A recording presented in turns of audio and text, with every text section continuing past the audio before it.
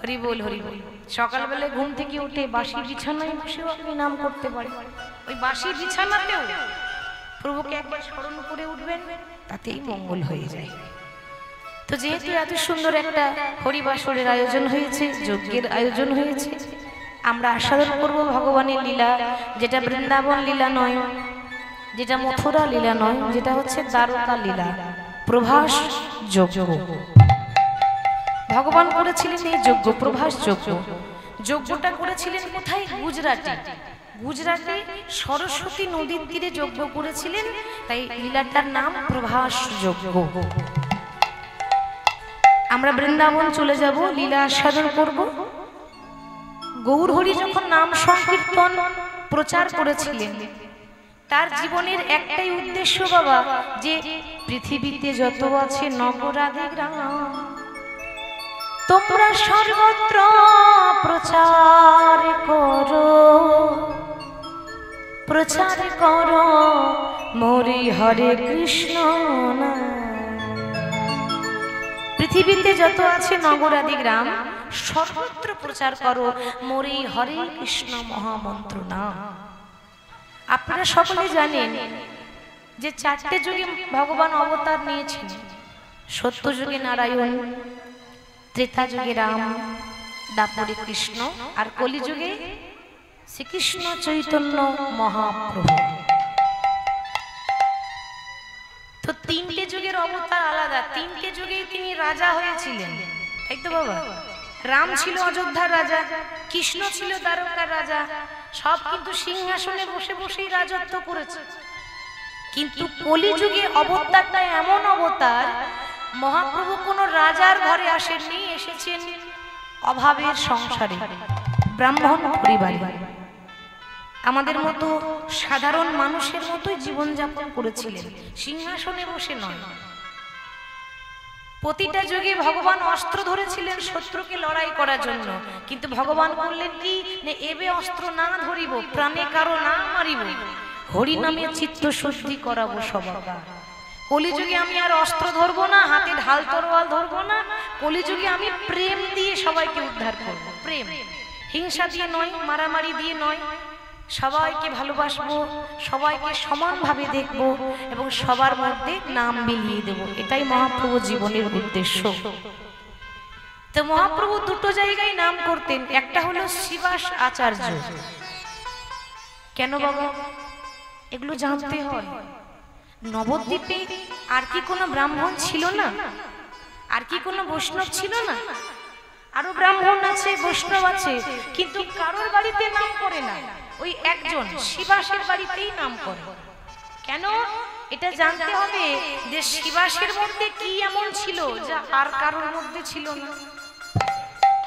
নবদ্বীপে পাণ্ডিত্য ছিল, মানে সবাই শাস্ত্র পড়েছে, সবাই কম বেশি জ্ঞানী, কেউ অজ্ঞানী নয়, সব ব্রাহ্মণ, সবাই পণ্ডিত, কিন্তু সবই ছিল বাবা, নবদ্বীপে ভক্তি ছিল না, ভক্তির অভাব। তাদের মনে হিংসা ছিল, অহংকার ছিল। কিরকম অহংকার? না, আমার মতো বড় জ্ঞানী আর কেউ নাই।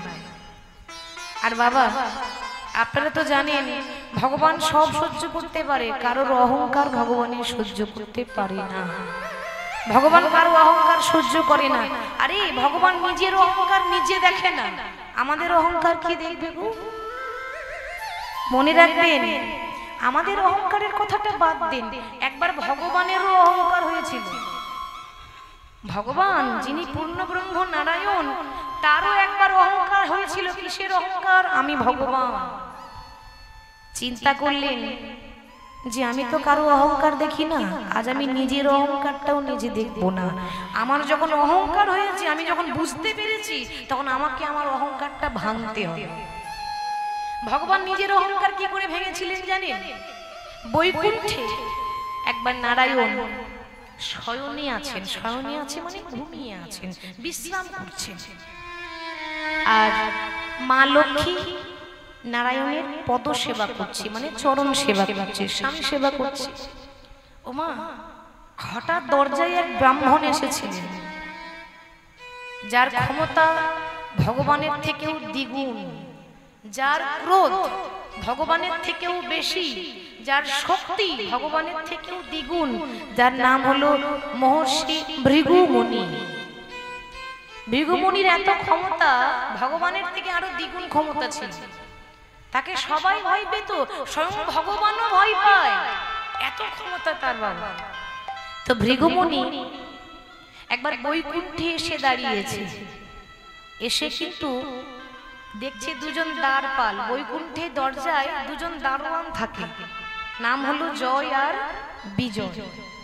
তা জয় বিজয়কে বলছে, দেখো আমি প্রভুর সঙ্গে কিছু কথা বলতে চাই, মানে আমি একটু সাক্ষাৎ করতে চাই, ভক্তের কিছু কথা আছে যেটা আমি প্রভুর কাছে একটু পৌঁছে দিতে চাই, আমাকে একটু যেতে দাও, একটু দরজাটা খুলে দাও। জয় বিজয় তখন বলছে, মুনিবর কিছু মনে করবেন না, আমাদের প্রভু একটু বিশ্রাম করছে, তো আমার মনে হয় আপনি যদি একটু পরে আসেন তাহলে ভালো হয়। এই বিশ্রাম করছেন তিনি, একটু পরে এলে ভালো হতো না?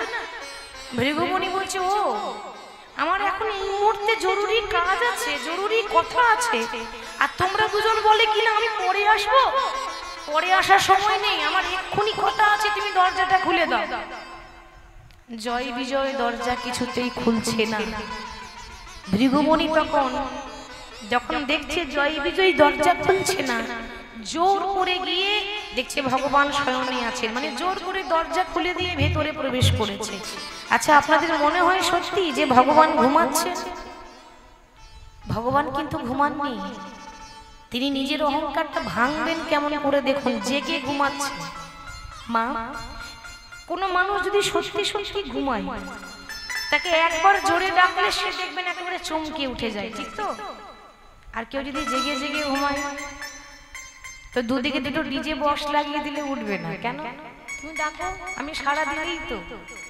ভগবান ওইরকম জেগে জেগে ঘুমাচ্ছে, কারণ তিনি চান যে মহর্ষি ভৃগুর জন্য রাগ হয়, তার রাগটা বাড়াবার জন্য ইচ্ছা করে উঠছে না, ভগবান স্বয়ংই আছে। ভৃগু মুনি যখন ভেতরে এসেছে, বলছে, ও তোমার সঙ্গে আমার জরুরি কথা আছে, আর তুমি ভগবানের মালিক হয়ে ঘুমাচ্ছ? গোটা জগৎবাসীর মানুষ তারা তোমায় ডাকছে, আর তুমি কিনা ঘুমাচ্ছ?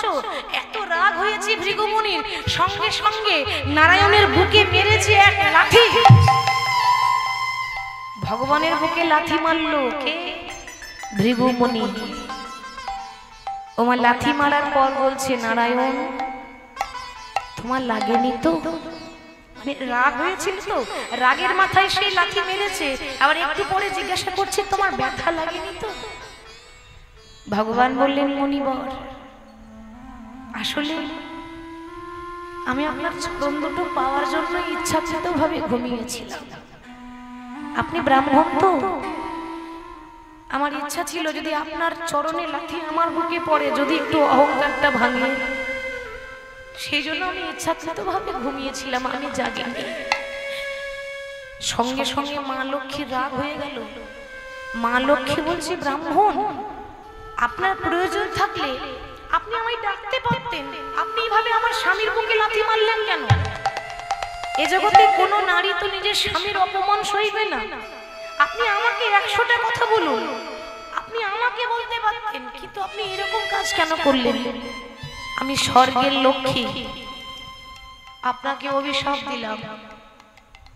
এই পৃথিবীতে যত ব্রাহ্মণ আছে, এই পৃথিবীতে যত ব্রাহ্মণ আছে, তারা কোটিপতি হলেও তাদের ঘরে দারিদ্রতা থাকবে, মানে কোটিপতি হলেও তাদের ঘরে অভাব হবে, মানে তাদের স্বাদ মিটবে না।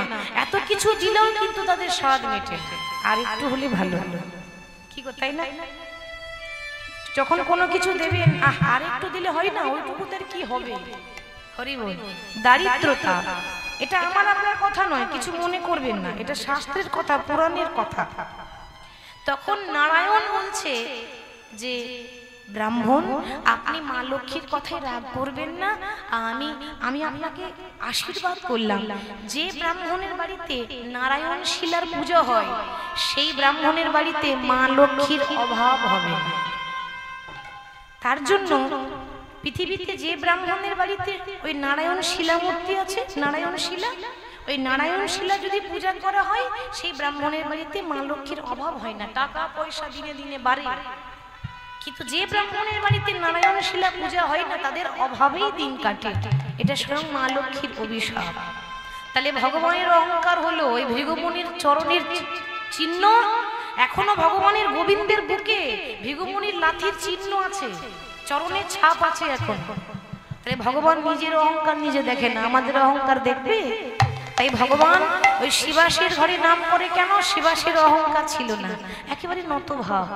দেখবেন মা, গাছের মধ্যে সব থেকে উঁচু গাছ হচ্ছে তাল গাছ, ঠিক তো? আর সব থেকে নিচু একেবারে মাটিতে মিশিয়ে থাকে দুর্বা ঘাস।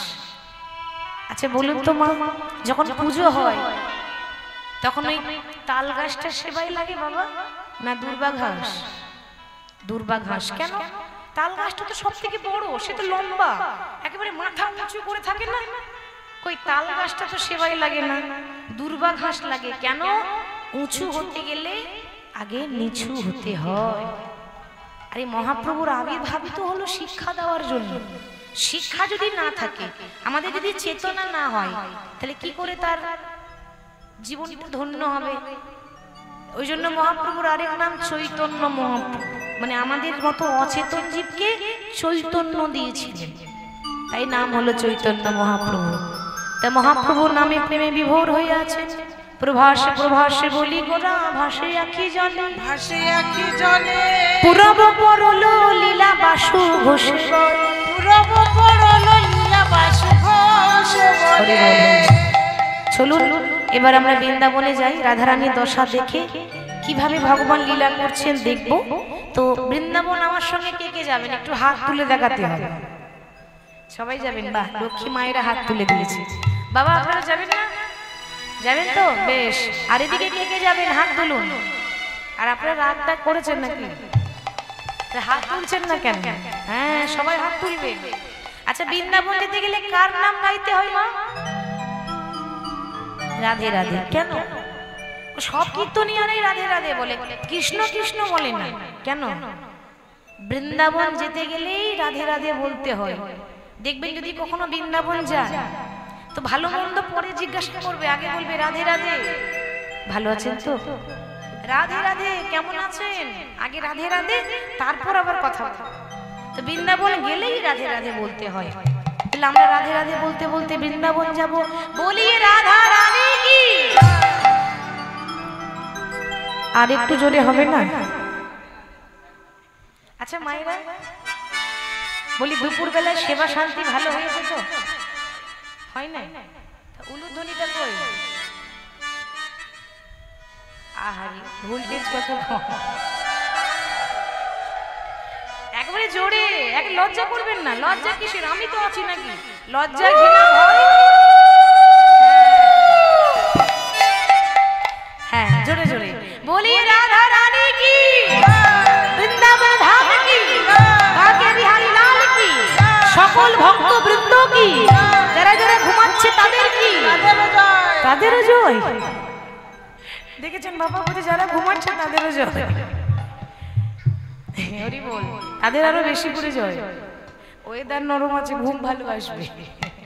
হরি বল হরি বল। চলুন রাধে রাধে বলে বৃন্দাবন যাই। সবাই আমার সঙ্গে গাইবেন কেমন? রাধা রাধা শ্রী রাধা রাধা রাধা বলো ওরে মন। খোলের ডান দিকে একটু বাড়াবেন দাদা, ডান দিকে একটু বাড়ান। যদি যাবি যদি যাবি যদি যাবি মধুর বৃন্দাবন।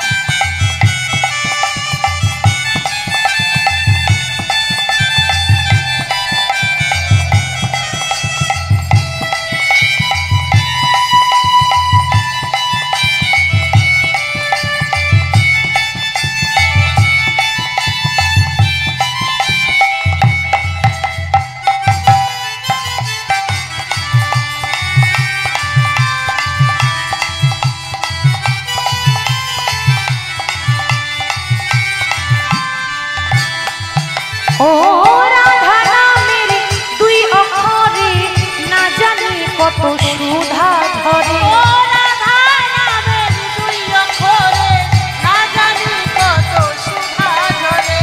রাধা নামের দুই অক্ষরে না জানি কত সুধা ও ঝরে। রাধা নামের দুই অক্ষরে না জানি কত সুধা ঝরে। রাধা রাধা রাধা রাধা রাধা রাধা রাধা বলে ওরে মন যদি যাবি মধুর বৃন্দাবন। ও রাধা রাধা রাধা রাধা বলো ওরে মন যদি যাবি মধুর বৃন্দাবন। রাধা রাধা রাধা রাধা বলো ওরে মন যদি যাবি মধুর বৃন্দাবন।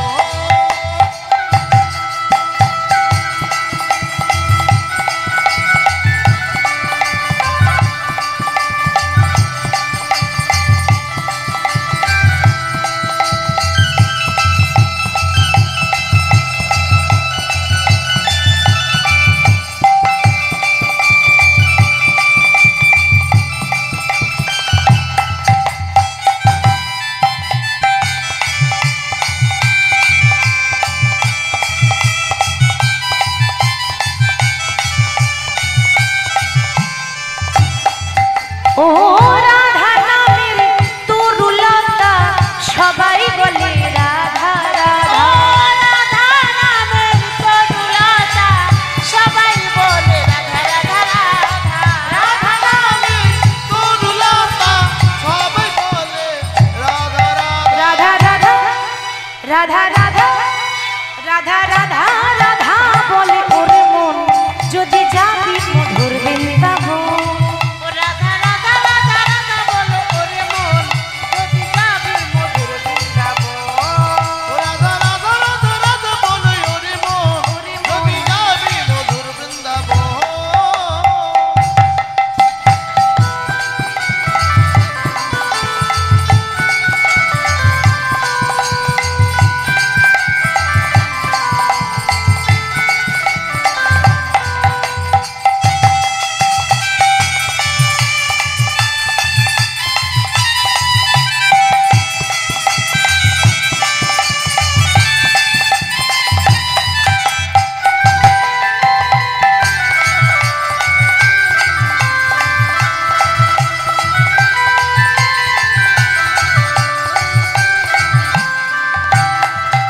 শ্রী রাধে রাধে রাধে রাধে রাধে রাধে আস্তে আস্তে।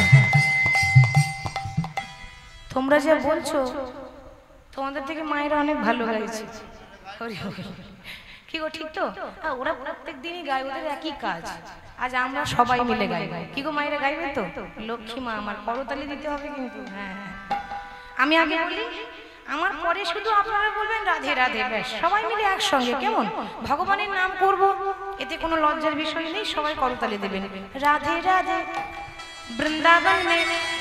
বৃন্দাবন में केशी घाट में बंशीवत में गली गली में कुंज गली में निधुबन में मधुबन में तालबन में भांडीर बन में तादश बन में हमारो प्यारी सबकी प्यारी प्रेम से बोलो भाव से बोलो श्री राधे राधे राधे राधे राधे राधे राधे राधे राधे श्री राधे राधे श्री राधे राधे श्री राधे राधे राधे राधे राधे राधे राधे राधे राधा राधा राधा बोले पूरे मन যদি যাবি মধুর বৃন্দাবন। ও রাধা রাধা রাধা রাধা বলো ওরে মন যদি যাবি মধুর বৃন্দাবন। রাধা রাধা রাধা রাধা বলো ওরে মন যদি যাবি মধুর বৃন্দাবন। রাধা নাম গাইতে গাইতে বৃন্দাবনে এসেছি। বৃন্দাবনে আমাদের ভগবান কৃষ্ণ এখন নেই, কারণ 100 বছর আগে বৃন্দাবন ছেড়ে মথুরা গেলেন কংসকে বধ করে। সেখানে তার মাতা পিতা আছে দেবকী বসুদেব, কংসের কারাগারে বন্দী ছিল না। দেবকী বসুদেবকে মুক্ত করে এখন ভগবান গুজরাটে আছে। গুজরাটে দ্বারকার মন্দিরে দ্বারকার রাজা হয়ে কৃষ্ণ বসে আছে। ওই জন্য 100 বছর বৃন্দাবনে কৃষ্ণ চলে যাওয়ার পর 100টি বছর হয়ে গেল, বৃন্দাবনের দশাটি কেমন।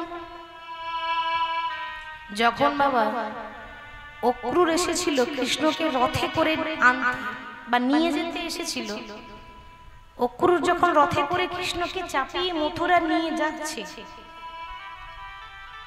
যে পথে যে রাস্তা কৃষ্ণকে নিয়ে যাচ্ছে রথে চাপিয়ে, সেই পথে আমার শ্রীমতী রাধারানী ওই রাস্তায় গড়াগড়ি দিয়ে আছে। কেন রাস্তায় গড়াগড়ি দিচ্ছে? কেন? হঠাৎ রাধারানীকে দেখে কৃষ্ণ বলছে, রাধে তুমি যদি এইভাবে রাস্তায় পড়ে থাকো আমি তাহলে যাবো কেমন করে? আমি তো এই রাস্তাতেই যাবো, তুমি একটু রাস্তাটা ছেড়ে দাও।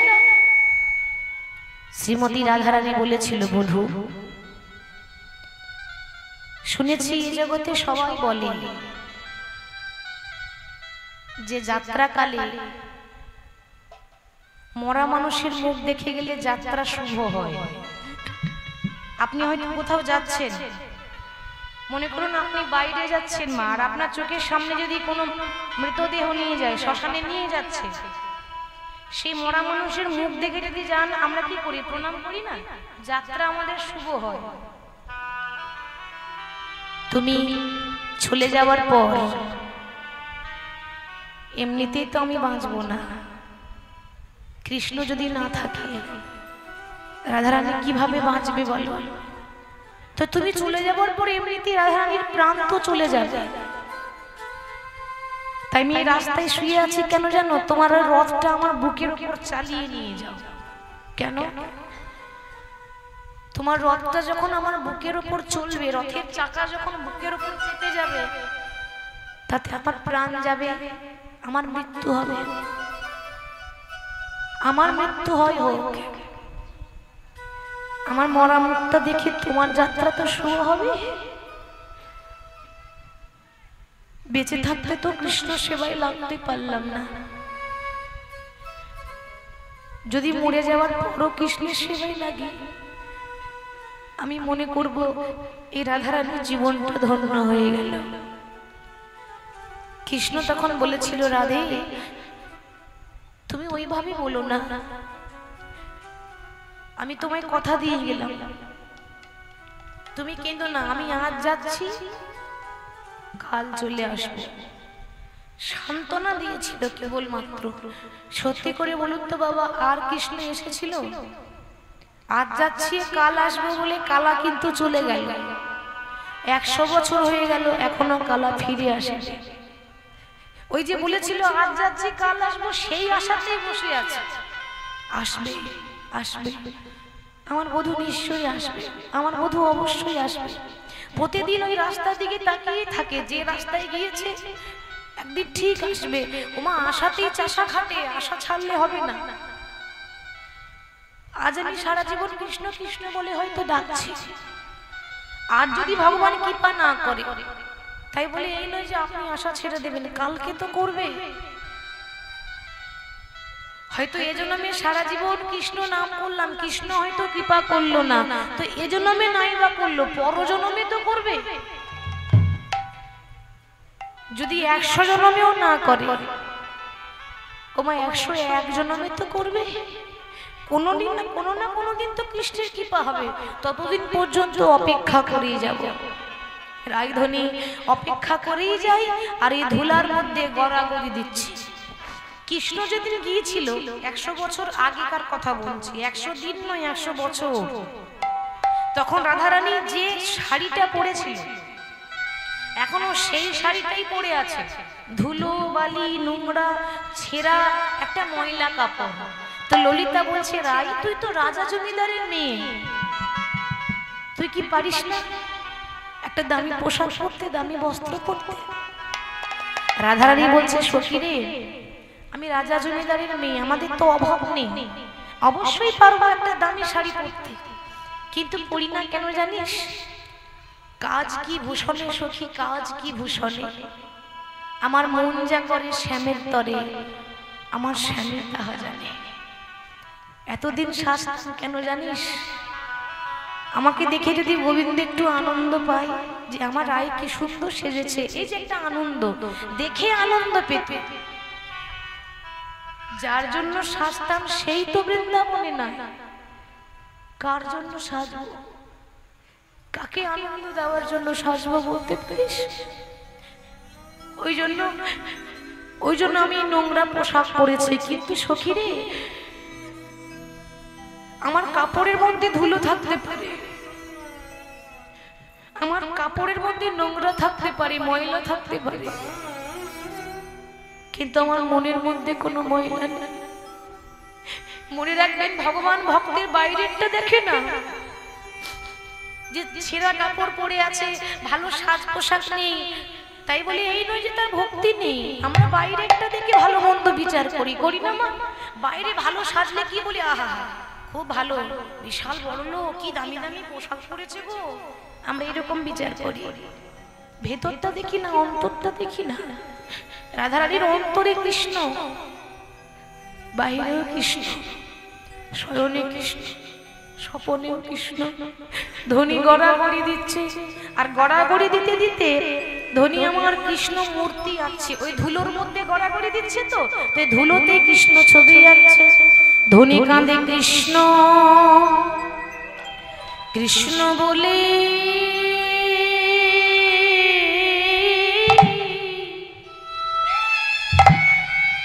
কৃষ্ণ বলে কাঁদেছে,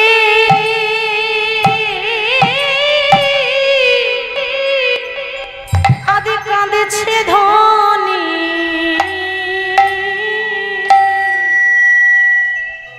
আজ কৃষ্ণ বলে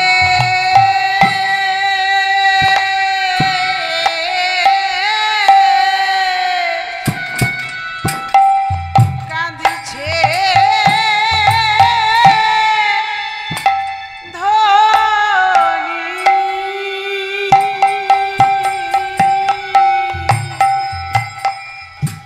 বোধই আমার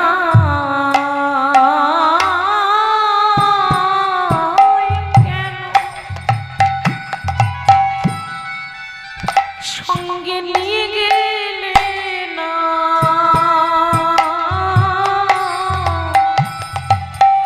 ধনী কাঁদে কৃষ্ণ কৃষ্ণ, আরে কৃষ্ণ বলে, বধূ আমায় কেন সঙ্গে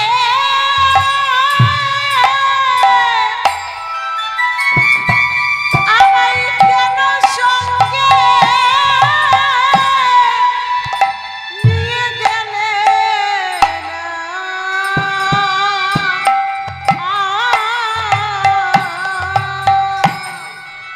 ধনী কৃষ্ণ কৃষ্ণ বলে কাঁদিছে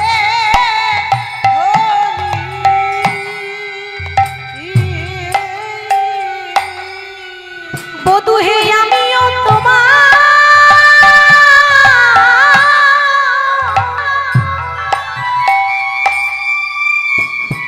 আমিও তোমার সঙ্গে সঙ্গে যেতাম। কাঁদে কৃষ্ণ কৃষ্ণ কৃষ্ণ বলে, বন্ধু আমিও তোমার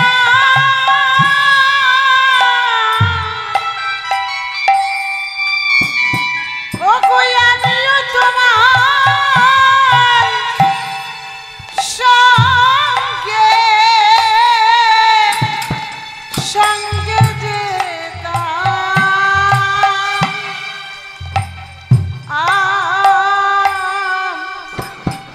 ধনী কৃষ্ণ বলে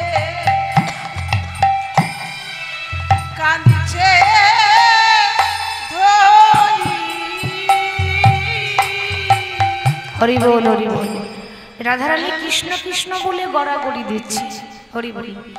যারা ভক্ত হয়, যারা ভগবানকে দেখবেন খুব বেশি ভালোবাসে, তারা কিন্তু থাকতে পারে না, যেখানে নাম হয় দেখবেন ছুটে যায়। কেন?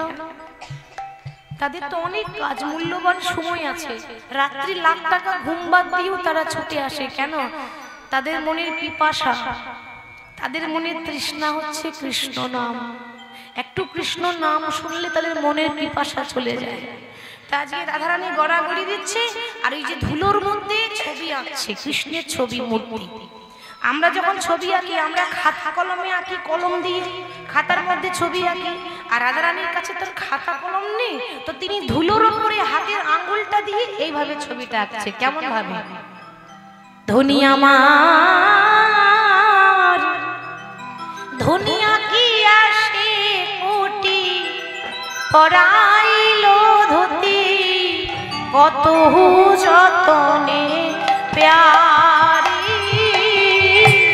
আঁকি আসে কোটি, পরাইল ধুতি কত যতনে প্যারি, কত যতনে প্যারি। ধনিয়া মারে আঁকি আগে কোটি,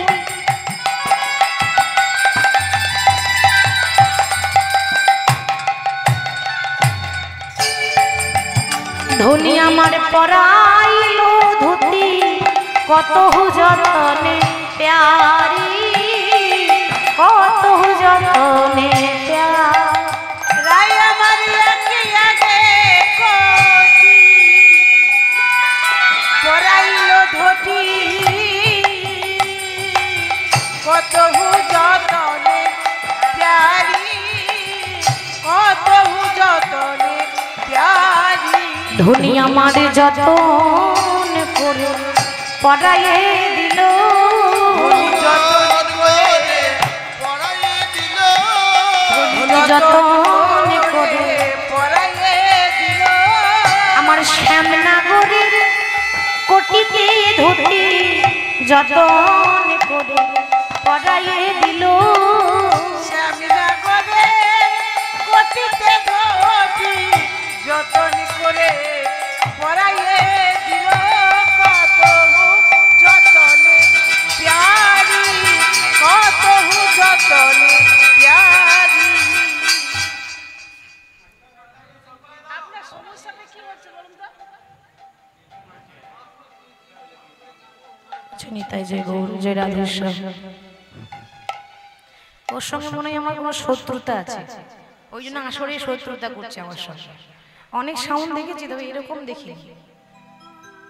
হরি বল। আজকে বৃন্দাবনে শ্রীমতী রাধারানী ধুলার মধ্যে কৃষ্ণের মূর্তি আঁকছে। এবার ছবি আঁকতে গেলে মনে করুন কারোর মূর্তি আঁকতে গেলে নিয়ম আছে, হয় চরণ থেকে আঁকে আর না বদন থেকে আঁকে। আগে আমরা কি করি, মুখটা আঁকি, তারপর হাত পাগুলো আঁকি। তো রাধারানী কৃষ্ণের ছবিটা ধুলোতে আঁকছে, কিন্তু মুখটাও আঁকলো না, চরণ দুটো আঁকলো না, প্রথমেই কোমরটা আঁকছে। তা ললিতা বলছে, কি রে, বলি পাগল টাগল হয়ে গেছিস? যখন আঁকা শিখেছিলিস তখন কি গুরু ধরে আঁকা শিখিস? গুরুদেবের কাছে শিখলে ভুল হবে না, নিশ্চয়ই গুরুর কাছে শিখে নেই বলে ভুল হচ্ছে। তখন রাধারানী বলছে, ললিত রে, আমি গুরু ধরেই আঁকা শিখেছিলাম। এখন আমি মনে করলাম যে যদি আমি আগে ছবিতে কৃষ্ণের চরণটা এঁকে দিই, কৃষ্ণ তো আমাকে ছেড়ে 100 বছর আগে চলে গেছে। এখন এই চরণটা আঁকার পর যদি ছবিটাই আমাকে ছেড়ে চলে যায়, তাই বলতে পারিস, ওরে কি নিয়ে আমি ঘরে থাকিব, নিতাই গৌর হরি, ঘরে থাকিব, সখী কি নিয়ে আমি ঘরে থাকিব। তিনি আমি ঘরে থাকিব, আহা চরণে পেলে যদি চিত্র চলে যায়, কি নিয়ে আমি ঘরে থাকিব। চরণে পেলে যদি চিত্র চলে যায়, কি নিয়ে আমি ঘরে থাকিব। তো ওই জন্য প্রথমে কোমরটা আঁকছে। এবার কৃষ্ণের কোমরটা দেখতে কেমন? বাবা, কৃষ্ণের কোমরটা ছিল সরু আর বুকটা ছিল চওড়া। ললিতা তখন বলছে, ও ওই জন্য তোর বধূ ওই সবসময় কদম গাছে হেলান দিয়ে দাঁড়িয়ে থাকে। কি গো, এখন যার কোমরে বল নাই সে তো গাছে হেলান দেবে, তোর কৃষ্ণের নিশ্চয়ই কোমরে বল ছিল না। রাধারানী বলছে, না রে, যারা সুপুরুষ হয় মানে যে পুরুষের গঠন সুপুরুষ হয় তাদের কোমর সরু হবে, বুকটা চওড়া হবে, এটা সুপুরুষের লক্ষণ। তা কৃষ্ণের রূপ যদি দেখতে চান তো বুক চওড়া ছিল, কোমর সরু ছিল, ওই জন্য কোমরটা আঁকছে। কোমরটা আঁকার পর এবার দুটো হাত আঁকছে, ছবি তো মানে একবার করে আঁকছে আর একবার করে গড়াগড়ি দিয়ে কাঁদছে। এবার কেমন ভাবে আঁকছে, ধনী বাহু দুটি আঁকি ছলো ছলো আঁকি, বাহু দুটি আঁকি ছলো ছলো আঁকি, বাহু দুটি আঁকি ছলো ছলো আঁকি, বাহু দুটি আঁকি চলো চলো আঁকি, মুরলি দিল শিকারি, বাহু দুটি আঁকি ছলো ছলো আঁকি, মুরলি দিল সে কারে। বদি শোনাও তোমার মুরলির মধু শোনাও তোমার মুরলির গান, শোনাও তোমার মুরলীর গান, যা শুনে যমুনা ওই তুই জান, শোনাও তোমার মুরলির যা শুনে যমুনা ওই তার গান, শোনাও তোমার মুরলির গান। গোবিন্দের বাঁশির সুর, এই গোবিন্দের বাঁশির সুরে বাবা পাথর গলে যায়। একবার যদি বাঁশি ধরে না, বাঁশির যা সুর, ভাবুন ব্রজগোপীরা ঘর ছেড়ে স্বামী ছেড়ে চলে যাচ্ছে, মানে কিরকম মোহনীয় বাঁশি, কিরকম আকর্ষণ সেই বাঁশি। বৃন্দাবনে যে ফুলগুলো ফোটেনি, মানে কুড়ি অবস্থায়, কুড়ি ফুল যেগুলো, একবার যদি বাঁশি বেজে যায় না মা, কুড়ি ফুল ফুটে যায়। মানে এত কৃষ্ণের বাঁশির সুর, এত সুন্দর, এত অপূর্ব বাঁশি বাজাতে। যমুনা ও জানবয় সবই তো তার কৃপায়, তার কৃপা ছাড়া কোনো কিছু হয়? ভগবানের থেকে সবকিছু সৃষ্টি, তার ইচ্ছা ছাড়া গাছের পাতা পর্যন্ত নড়ে না, আমরা নড়তে পারি? ভগবানের চরণ থেকে সৃষ্টি হয়েছে এই জগতের শ্রেষ্ঠ নদী, কোনটা গো? যমুনা নয়, গঙ্গা, পতিত পাবনী গঙ্গা। ভগবানের চরণ থেকে। বাবা কথাটা বলি, যেহেতু সামনে এই মাসে আসছে দশহরা, মানে গঙ্গা পূজা, তাই না? তাহলে এখন কথা হচ্ছে ওই গঙ্গা পূজা দশহরার দিনেই কেন হয়, এটাও একটা প্রশ্ন। আর সেদিন গঙ্গা পূজা করা হয় কেন, দশহরার দিন গঙ্গা পূজা হয় কেন? প্রথম জানতে হবে গঙ্গার সৃষ্টি কি করে হলো।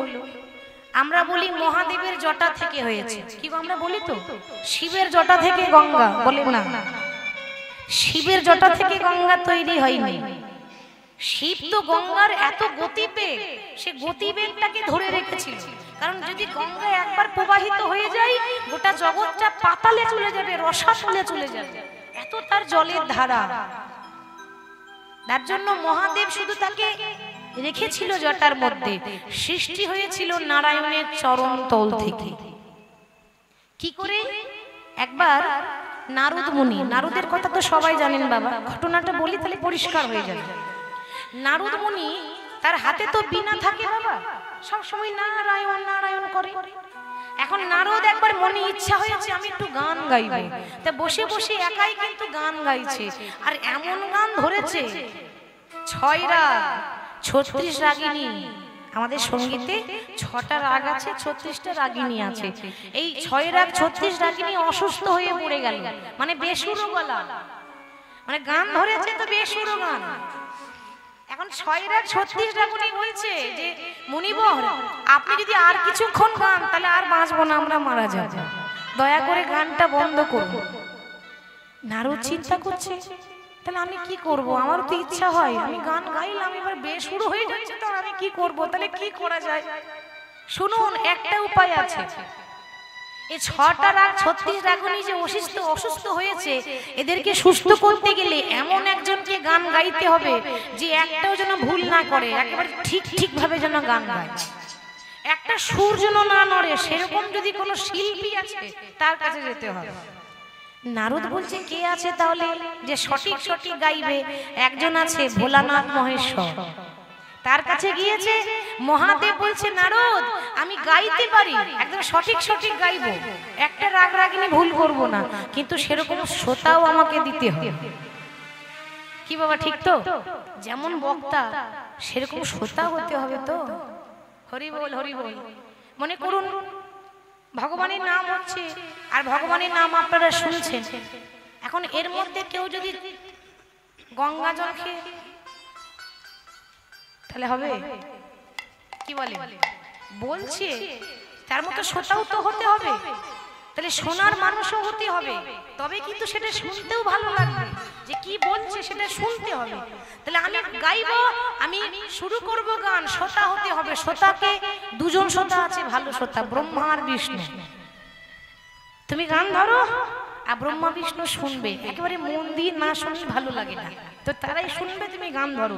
এখন মহাদেব গান শুনেছে, মা গান যখন ধরেছে, হরি বল হরি বল, ওই ব্রহ্মা বিষ্ণু গান শুনছে আর এমন গান ধরেছে না শিব, ওই শিবের গান শুনে নারায়ণের সর্বঙ্গ গলে যেতে শুরু করছে। মানে ভাবুন, গান শুনে শরীর অঙ্গ গলছে, নারায়ণের অঙ্গ যখন গলছে মানে শরীর থেকে ঘাম পড়ছে, সেই ঘাম কিন্তু গড়ে গড়ে গিয়ে চরণ তলে গিয়ে পড়লো। তখন ব্রহ্মা দেখছে না না, নারায়ণের সর্বঙ্গের ঘাম এভাবে মাটিতে পড়তে পারে না, তাড়াতাড়ি গিয়ে নারায়ণের চরণ তলে কমণ্ডলটা পেতে দিয়েছে। এবার নারায়ণের চরণ ধোয়া জল ওই কমণ্ডলতে পড়েছে, সেই নারায়ণের চরণ ধোয়া জলটাই হলো পতিত পাবনী গঙ্গা, সে হলো গঙ্গা নদী। ওই জল থেকে গঙ্গার সৃষ্টি হলো। এবার সেই গঙ্গাকে এনেছিল কে? মর্তধামে। হ্যাঁ, রাজা ভগীরথ, তার পূর্বপুরুষরা মারা গিয়েছিলেন, তাদের আত্মা শান্তি পাচ্ছিল না, মানে আত্মাগুলো প্রেতাত্মা হয়ে ঘুরছে, এবং তাদেরকে শান্তি দেওয়ার জন্য একমাত্র গঙ্গার প্রয়োজন। তো রাজা ভগীরথ যখন বলল একটু মা গঙ্গাকে চাই, তো মা গঙ্গার এত গতি পেয়ে একবার যদি যায় তো সব ডুবে মরে যায়, তাহলে কি করা যাবে? মহাদেব তখন জটাতে ধরেছে। এবার রাজা ভগীরথ প্রথমবার এই জ্যৈষ্ঠ মাসে শুক্লা তিথিতে আগে আগে রাজা ভগীরথ শঙ্খ বাজিয়ে যাচ্ছে আর পেছন পেছন মা গঙ্গা আসছে। কেন? ওই গঙ্গাকে রাস্তা দেখিয়েছিল ভগীরথ, মানে শর্ত হয়েছিল যে আমি যেদিকে যেদিকে যাব সেদিকে গঙ্গা নদী ধারা ধারা বয়ে যাবে, একবার এদিকে যাবে একবার ওদিকে যাবে। রাজা ভগীরথ আগে আগে শঙ্খ বাজিয়ে যায়, পেছন পেছন মা গঙ্গা যাচ্ছে। এইভাবে গোটা পৃথিবীতে যেখানে যেখানে ঘুরেছিল সেখানে সেখানে গঙ্গা নদী বয়েই গেছে। ওই জন্য গঙ্গার আরেক নাম রাজা ভগীরথের নামে হয়েছিল ভাগীরথী গঙ্গা। হরি বল। আর ওই দিনে রাজা ভগীরথ মা গঙ্গাকে এনেছিল বলে সেই দিনে কিন্তু মর্তধামে গঙ্গা পূজা হয়। তো ওই গঙ্গা পূজার দিনে কিছু কাজ আছে করতে হবে, যেগুলো করলে আমাদের মঙ্গল। কি? ওই দশহরার দিনে, গঙ্গা পূজার দিনে যদি কোনো ভিখারিকে ডেকে এনে আপনার বাড়িতে একটু সেবা করি, যদি সাদা বস্ত্র দান করতে পারেন, আপনার পুণ্য হবে, আপনার মঙ্গল হবে, আপনার সৌভাগ্য বৃদ্ধি হবে, আপনার অর্থ বাড়বে। যজ্ঞ করলে যা ফল, ওই ভিখারিকে দান করে সেবা করিয়ে তাই ফল। সেদিন দান করা নিয়ম। আর গঙ্গা স্নান করে একটু গঙ্গা জল পান করে নেবে। সেই গঙ্গা পূজার দিন প্রথমবার মা গঙ্গা পৃথিবীতে এসেছিল, তাই সেদিন হয় গঙ্গা পূজা, বলা হয় দশহরা। দশহরা কেন? গঙ্গাতে স্নান করলে 10 জন্মের পাপ ক্ষয় হয়। 10 জন্মের পাপ, একটা জন্ম নয়, ওই জন্য বলা হয় দশহরা। মা হরণ করে 10 জন্মের পাপ থেকে। যা চরণতল থেকে গঙ্গার সৃষ্টি, যার ইশারায় জগৎ সৃষ্টি। প্রভু একবার বাজিয়ে দাও না তোমার মোহনীয়া বাঁশি। আসলে আঁকছে আর গাইছে রাধারানী। এরপর কৃষ্ণের বদনটা আঁকছে। ধ্বনি মুখে মুখ দিয়া কাঁদিয়া কাঁদিয়া তার শনে কহে কথা, তার শনে কহে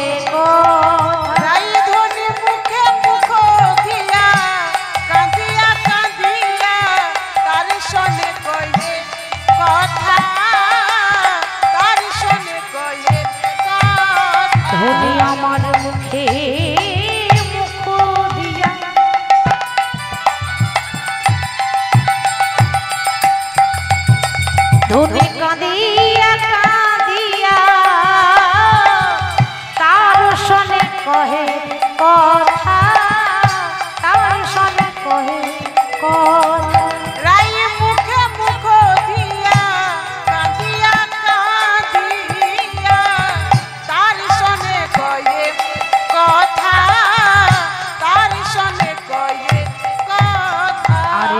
যদুনাথে কয় শুনো রসময় একবারে আসিয়া দেখো হে দাসী যদুনাথে কয় শুনো রসময় আসিয়া দেখো হে যদুনাথে কয় শুনো রসময় আসিয়া দেখো হে দাসী যদুনাথে কয় শোনো রসময় আসিয়া দেখো হে বধূ একবার এসে তুমি দেখে যাও না একবারই এসে তাই গৌর হরি বল হরি তুমি একবার এসে দেখে যাও না তোমার রাধা রানী কেমন আছে একবার এসে দেখে যাও না তোমার রাধা রানী কেমন আছে একবারই এসে দেখে যাও না আসিয়া দেখো রেখা আসিয়া দেখো এটা বৃন্দাবনের অবস্থা মানে কি রাধারানী গড়াগড়ি দিচ্ছে ওই দিকের খবর বলি এবার ওদিকে নারদ মুনি বৈকুণ্ঠের নারদ মুনি বসে আছে নারদের মন কিন্তু খুব অশান্ত মানে মন চঞ্চল চিন্তা করছে আচ্ছা কোথায় যাব যেখানে গেলে চঞ্চল মন শান্ত হয়ে যায় বাবা চঞ্চল মনকে শান্ত করতে গেলে মন্দিরে গিয়ে বসতে হয় দেখবেন যখন আমরা প্রভুর কাছে গিয়ে বসি ভগবানের কাছে গিয়ে বসি দেখবেন মনের মধ্যে একটা আলাদা শান্তি আসে তাই না যতক্ষণ বসে থাকবেন কোনো দুঃখ আপনাকে ছুঁবে না কোনো মায়া কিন্তু আপনার মনে থাকবে না আবার যখন ঘরে ফিরে যাবে আবার সেই একই জ্বালা সংসারে একই জ্বালা সংসার করেছেন শান্তি আছে সংসারে সংসারে শান্তি নাই তাহলে নারদের মন চঞ্চল ভাবছে কোথায় গেলে শান্তি পাবো কোথায় গেলে শান্তি পাবো দাঁড়াও এই সবাই বলে বৃন্দাবনের নাকি খুব না বৃন্দাবন গেলে নাকি মন শান্ত হয়ে যায় তাহলে বৃন্দাবন যাই মানে চিন্তা করছে আজ একলে বসিয়া নারদ ভাবে মনে মনে উলুধ্বনি দিয়ে হরি বল। মনে মনে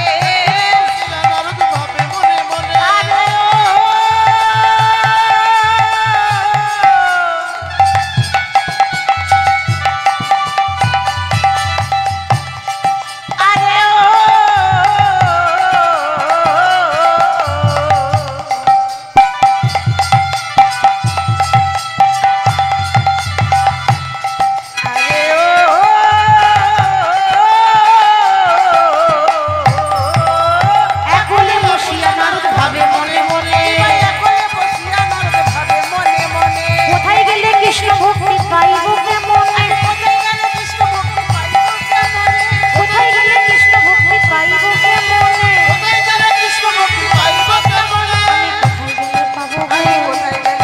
আমি কোথায় গেলে পাবো কৃষ্ণ ভক্তি রসে আমি কোথায় গেলে পাবো কৃষ্ণ ভক্তি রসে আমি কোথায় গেলে পাবো কৃষ্ণ ভক্তি রসে আমি কোথায় গেলে পাবো কোথায় গেলে কৃষ্ণ ভক্তি পাইব তাহলে নারদ মনে মনে ভাবছে বৃন্দাবনের এত নাম তাহলে বৃন্দাবনে যাই যদি মনটা একটু ভালো হয় একটু যদি শান্তি পাই তো শান্তি পাওয়ার জন্য বৃন্দাবন যাচ্ছে নারদের বাহন কি মা নারদের বাহন কি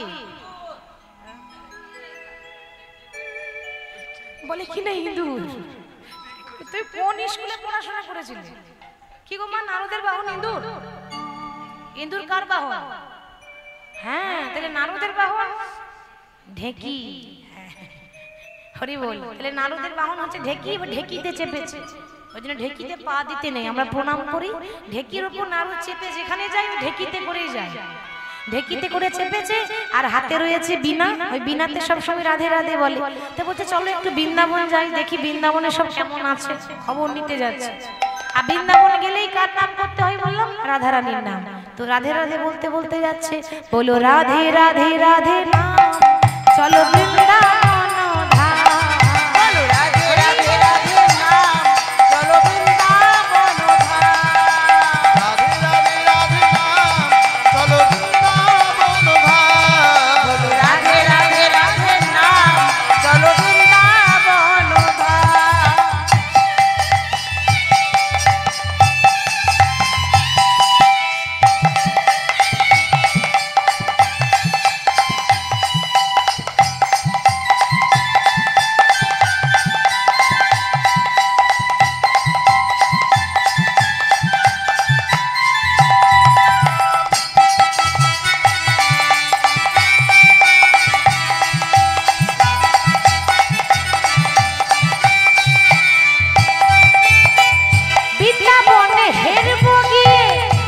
নব ঘন শ্যাম আমি বৃন্দাবনে হেরিব গিয়ে নব ঘন শ্যাম।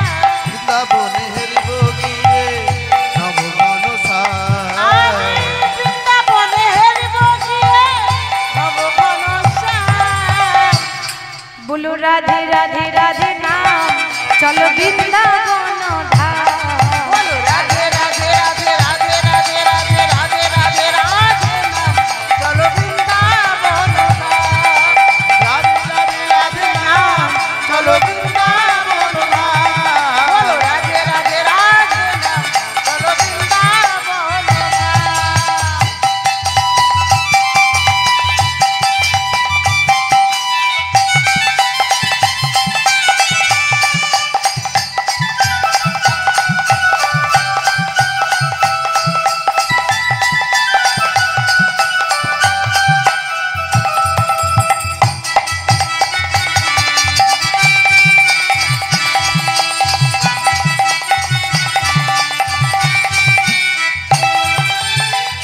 ময়ূর আর ময়ূরী নাচে বলে রাধে রাম। ময়ূর ময়ূরী নাচে বলে রাধা নাম।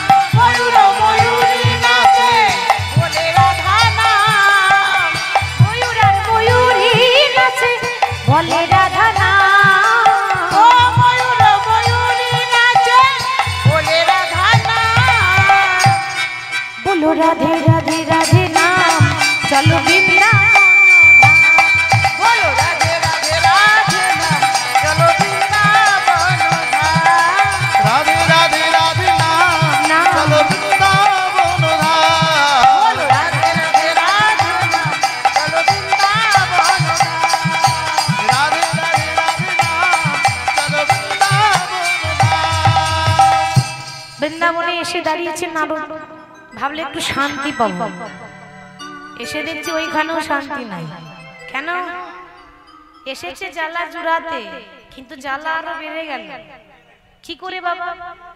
যখনই নারদ বৃন্দাবনে পৌঁছে গেল, অমনি নারদের গায়ে একটা গরম তাপ লাগছে। তাপ মানে গরম বাতাস। যখন অতিরিক্ত গরম হয়, বাতাসটাও দেখবেন গরম বাতাস দেয়। আমাদের গায়ে লাগে না, গরম তাপ লাগে। নারদ চিন্তা করছে ব্যাপার কি, এ তো সূর্যের তাপ নয়, এটা আগুনেরও তাপ নয়, এই গরম তাপটা কেন? বৃন্দাবনে শুধু গরম বাতাস বইছে, ব্যাপারটা কি?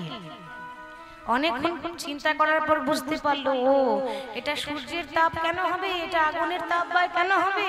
এ হলো রাধারানীর বিরহ তাপ। 100 বছর ধরে কাঁদছে তো তোমার রাধারানীর এত দুঃখ। ওই কৃষ্ণ চলে গেছে বলে গোটা বৃন্দাবনবাসী দুঃখে পরিণত হয়েছে। তো এবার যদি একটা গ্রামে যদি প্রত্যেকটা মানুষই কাঁদে, তো সেই গ্রামে যদি আপনি যান, আপনার মনে হবে না কেমন যেন লাগছে, সব যেন ফাঁকা, সব যেন মনে হচ্ছে দুঃখে পড়ে আছে। কি ব্যাপার, এত কিসের দুঃখ? ও কৃষ্ণ চলে গেছে বলে? বেশ, আমারও নাম নারদ। এতদিন শুধু ঝগড়া লাগিয়েছি, কোনোদিন তো ভালো কাজ করিনি, আজ ভালো কাজ করে দেখাবো। নারদের কি কাজ মা? নারদের কাজ কি? কেন লাগান ভাজন করা? লাগান ভাজন বোঝেন তো? হ্যাঁ, কানে কানে ফিস ফিস করে বলে না, এই শুনেছিস ওর বাড়িতে না, এগুলোকে বলে লাগান ভাজন করা। ফিস ফিস করে দু একজন এরকম করে। নারদের কাজ এরকম, ওই লাগান ভাজন করে বেড়ায়। অসুরদের কথা দেবতাদের কানে গিয়ে ফিস ফিস করে বলে, আর দেবতাদের ঘরে কি চলছে এই কথাগুলো অসুরদের কানে গিয়ে বলে, রাক্ষসদের ঘরে। নারদের কাজে ওইখান থেকে একবার এখানে আসবে, আর এখান থেকে একবার ওইখানে যাবে। এতদিন তো খারাপই করেছি। আর একটা কথা বলে যায়, নারদের নামের এমন একটা শক্তি, কারোর বাড়িতে যদি ঝগড়া হয় তো 3 বার নারদ নারদ নারদ বলবেন, দেখবেন ঝগড়া বন্ধ হবে না, ঘুরিয়ে মারামারি হয়ে যাবে, হাতাহাতি হবে, তো বন্ধ হবে না। নারদের নামটাই এমন, যার কাজই হচ্ছে ঝগড়া লাগানো। হরি বল। আপনার বাড়িতে যদি কোনো কিছু কারণে একটু ঝগড়া হয়, কিছু হতেই পারে, কোনো কিছু একটা কারণে, তো দেখবেন ঝগড়া হবে আপনার বাড়িতে, আর লাভ হবে পাড়া পড়োশির লোক। কি গো মা ভুল বলছি? তারা কি বলে বলুন তো, কারো ঝগড়া শুনলে কি হয়, তাদের দুঃখ হয় না মজা হয়? মজা হয় না? বেশ হয়েছে, ভালো হয়েছে, আরো বেশি করে হবে। হরি বল, হরি বল। এরকমও মানুষ আছে। তাহলে এতদিন আমি শুধু ওই লাগান ভাজান করেছি, আজ একটু ভালো কাজ করব। জীবনে একটু ধর্মকর্ম করতে হয়, তো কোনোদিন তার ধর্ম করলাম না, শেষবারের মধ্যে একটু ভালো কাজ করি। ভালো কাজটা কি? রাধারানী এখানে পড়ে আছে আর কৃষ্ণ আছে গুজরাটে দ্বারকায়। 100 বছর হয়ে গেল দেখা সাক্ষাৎ নাই। আমি যদি এদের একটু মিলন করিয়ে দিতে পারি, তাহলে তো একটা পুণ্যের কাজ। পুণ্যের কাজ হবে না, ধর্ম হবে। তাহলে মিলন করাবো কি করে? তাহলে আমাকে যেতে হবে এখন গুজরাটে, তার কানেও তো কিছু দিতে হবে, নাহলে কাজ হবে কি করে? এবার যাচ্ছে গুজরাটে। নারদের হাতে কি থাকে? বীণা। সব সময় কি বলে নারদ? নারায়ণ নারায়ণ নারায়ণ। আজকে বীণাকে বলছে, ওরে ও বীণা, যে নাম করলে কষ্ট পাওয়া যায় সে নাম না করাই ভালো। আজ থেকে কৃষ্ণ নাম করব না, বন্ধ। আজ থেকে শুধু রাধে রাধে বলবো, তাতে আনন্দ আছে। কৃষ্ণ নাম করে কি হবে? ওর তো শুধু কাঁদানো কাজ। এই তো কৃষ্ণ রাধারানীকে কাঁদিয়ে চলে গেল। হরি হরি বল। তাই বীণাকে বলছি, ওরে বীণা, একবার বিনয় করে বল রে বীণা, গৌরী রাধা না। বিনয় করে বলবে বিনা কাউরে রাধা না। বিনয় করে বলে বীণা গৌরী রাধা না। বিনয় করে বলবে বিনা কাউরে রাধা না। বিনয় করে বলবে বিনা কাউরে রাধা না। বিনয় করে বলবে বিনা কাউরে রাধা না। রাধা রাধা রাধা রাধা রাধা রাধা না। রাধা রাধা রাধা রাধা রাধা রাধা না। রাধা রাধা রাধা রাধা রাধা রাধা না। রাধা রাধা রাধা রাধা রাধা না। একবার বিনয় করে বলে বীণা গৌরী রাধা না। বিনয় করে বলবে বিনা কাউরে রাধা না। বিনয় করে বলবে বিনা কাউরে রাধা না। করে বলবে বিনা কাউরে রাধা না। বিশ্বভানু রাজনন্দিনী রাধা রানী নাম। বিশ্বভানু রাজনন্দিনী রাধা রানী নাম। বিশ্বভানু রাজনন্দিনী রাধা রানী নাম। বিশ্বভানু রাজনন্দিনী রাধা রানী নাম। বিনয় করে বলে বীণা গৌরী রাধা না। বিনয় করে বলবে বিনা কাউরে রাধা না। রাধা রাধা বলতে বলতে নারদ বৃন্দাবন ছেড়ে চলে গেল একেবারে গুজরাটে। গুজরাটে গিয়ে দ্বারকায় পৌঁছেছে। সেখানে কৃষ্ণ রাজা হয়ে বসে আছে। তো এবার চিন্তা করলো যে এমন একজনের নাম করতে হবে যার নাম শুনে কৃষ্ণের সিংহাসন টলমল টলমল করে। সে হলো রাধা রানী। কারণ এ জগতে আমরা কৃষ্ণের দাস, আর কৃষ্ণ হলো রাধারানীর চরণের দাস। বাবা, আমরা আমাদের ভগবান মানে কৃষ্ণকে ভালোবাসি, আর ভগবান যদি কাউকে ভালোবাসে সব থেকে বেশি যাকে একেবারে মাথায় করে রাখে সে হলো রাধারানী। তার নামটা করি, যদি একটু কৃষ্ণ শুনতে পাই তাহলে বেরিয়ে আসবে নারদের কৌশল। অমনি জোরে জোরে যেন শুনতে পাই সেরকম জোরে জোরে গাইছে, ও গো বৃন্দাবন বিলাসিনী রাই আমাদের গো। করতালি দিয়ে আজ বৃন্দাবনে আজ পড়েছে আলো। বৃন্দাবন বিলাসিনী রাই আমাদের গো। বৃন্দাবনে আজ করেছে আলো। বৃন্দাবন বিলাসিনী রাই আমাদের গো। বৃন্দাবনে আজ পড়েছে আলো।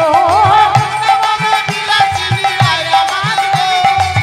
বৃন্দাবনে আজ করেছে আলো। বিশ্বভানু রাজনন্দিনী রাই আমার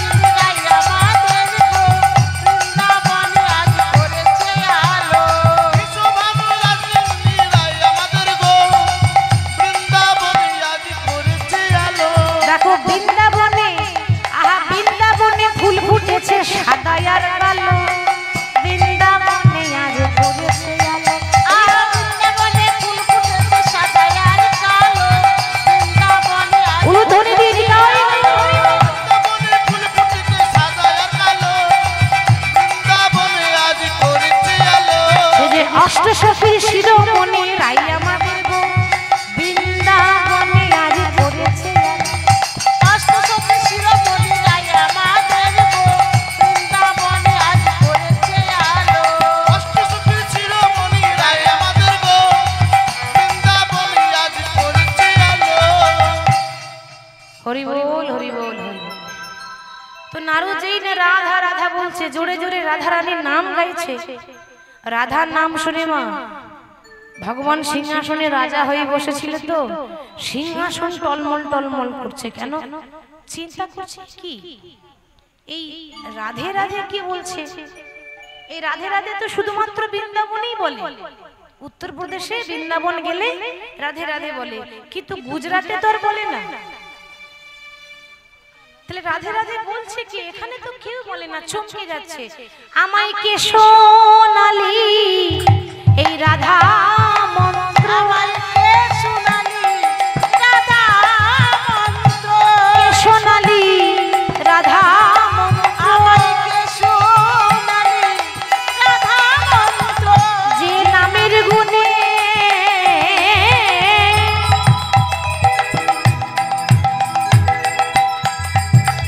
যে নামের গুণে হৃদয় গলে যায়, কে সোনালি রাধা মন্ত্র, যে নামের গুণে হৃদয় গলে যায়, কে শোনালি রাধা মন্ত্র,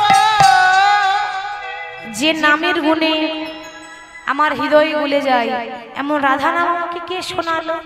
তখন পেছন থেকে ডাকছে, এই যে আমি গো আমি।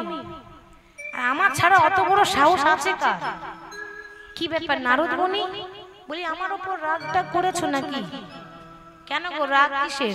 তা তুমি এই আমার নাম সব সময় করো, সব সময় তো বলো নারায়ণ নারায়ণ নারায়ণ। আজকে নারায়ণের নাম বন্ধ করে দিলে কেন? হঠাৎ রাধে রাধে বলছো কেন? নারদ বলছে, শোনো, যে নাম করলে কপালে এত কষ্ট হয়, সে নাম করে কি লাভ বলো তো? কেন আমি আবার কি কষ্ট দিলাম? কেন আমাকে কেন? ওই তো দেখে এলাম গোটা বৃন্দাবনবাসী তোমার জন্য গড়াগড়ি দিয়ে কাঁদছে। মাধব, তাদের কি অপরাধ ছিল? তাদেরকে এইভাবে তুমি কাঁদাচ্ছ কেন? বাবা লক্ষ্য করবেন কথাটা, নারদ কি বলছে?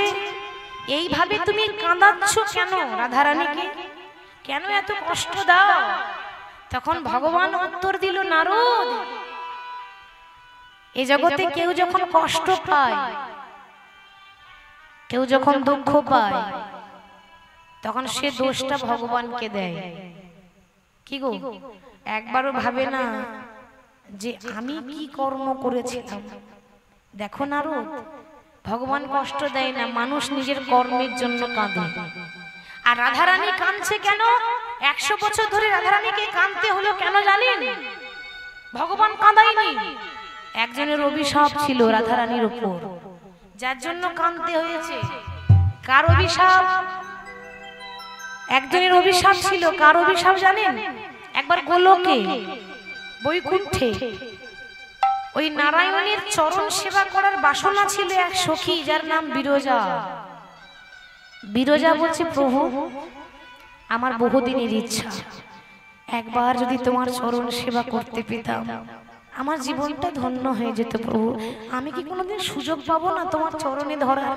শুধু চরণ দুটো স্পর্শ করার জন্য বাবা আকুল ব্যাকুল হয়ে যাচ্ছে। তখন ভগবান বলেছিল, বিরজা, তাহলে তোমার ইচ্ছাটা পূর্ণ করি। ভগবান সিংহাসনে বসে আছে আর বিরজা চরণ দুটো সেবা করছে, আর কোনো ইচ্ছা নেই, বাড়ি বাড়ি চাই না, একটু প্রভুর চরণ সেবা করবে।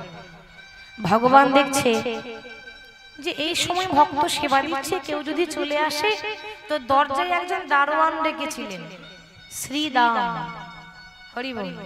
শ্রীদামকে বলছে, ভাই, মনে থাকে যেন আমার অনুমতি ছাড়া কাউকে তুই দরজা খুলবি না। সে কোটিপতি হোক, সে যতই দামি মানুষ হোক, আগে আমাকে জিজ্ঞাসা করবি, তারপর দরজা খুলবি। এখন শ্রীদাম দারোয়ান হয়ে দাঁড়িয়ে আছে। আর এই কথাটা নারদ পৌঁছে দিয়েছে রাধারানীর কানে। ও কাজই তো তাই, এটা একদিনের ঘটনা। এখন নারদ পৌঁছে গিয়ে বলছে, রাধে, খবর টবর কিছু পেয়েছো নাকি? বলে, কেন, কিসের খবর? ওই যে তোমার বধূ। বাবা, ওই বিরজা সখী গোবিন্দের চরণ ধরে বসে আছে, তাড়াতাড়ি যাও, তোমার বধূ যদি অন্য কারো হয়ে যায়। কি গো, কৃষ্ণ কি শুধু একাই রাধারানীর, আর কারণ নয়? তার নাম জগন্নাথ।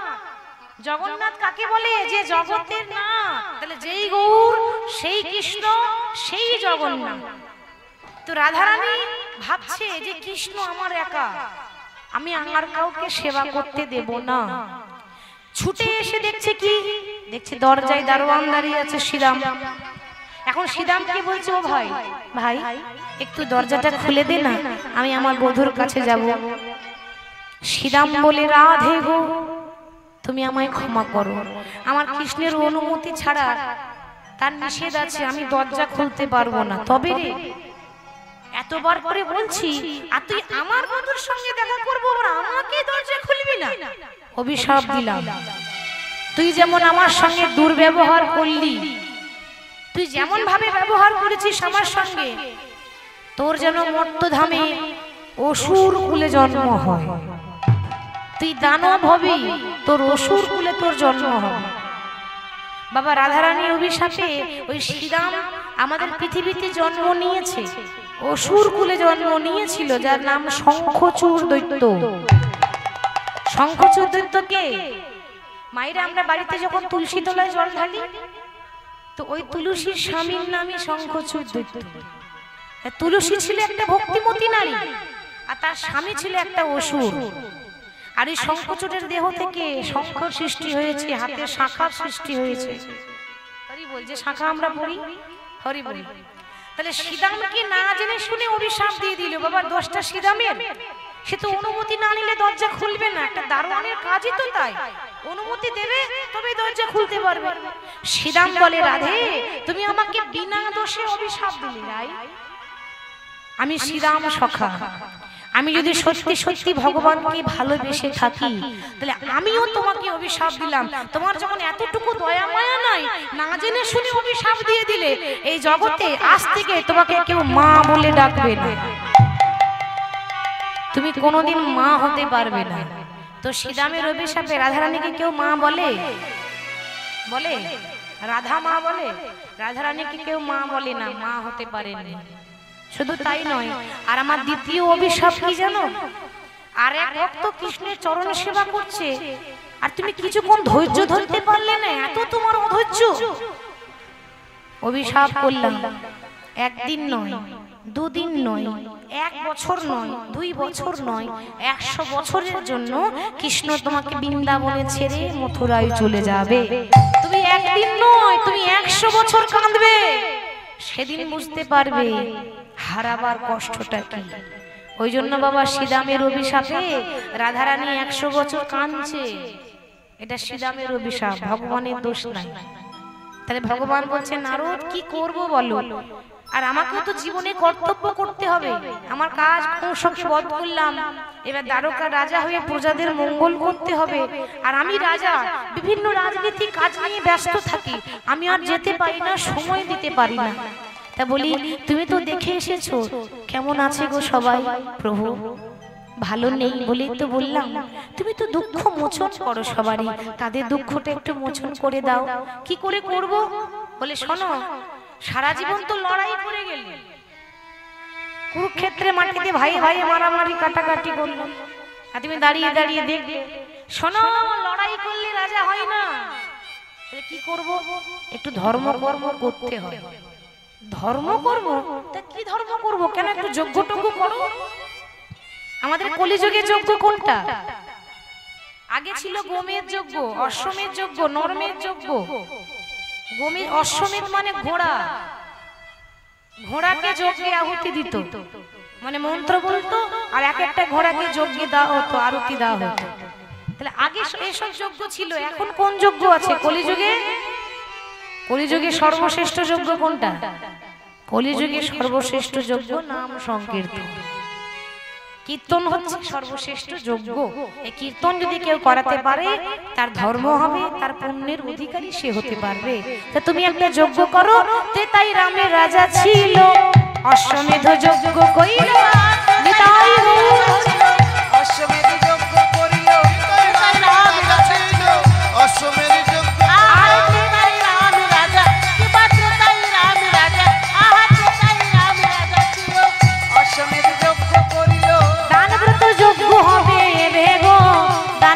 যোগ্য হবে রে, দান ব্রত যোগ্য হবে এবে গো, দান ব্রত যোগ্য হবে এবে।